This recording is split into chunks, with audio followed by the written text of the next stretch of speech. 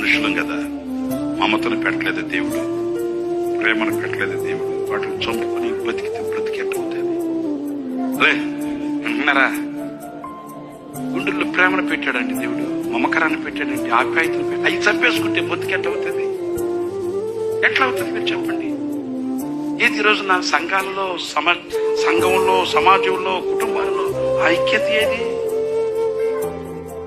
ఏది ఐక్యత? గొడవలు, దెబ్బలాటలు, కుమ్ములాటలు, పోట్లాటలు, విమర్శించుకోవడాలు, దుమ్మెత్తి పోసుకోవడాలు.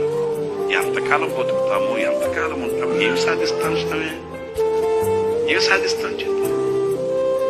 బతికిన 4 రోజులు సంతోషంగా, ఐక్యంగా, సఖ్యంగా, సమాధానంగా, ఆనందంగా గడిపిన దినాల జ్ఞాపకాలు తీపి జ్ఞాపకాలు అవుతాయి. కానీ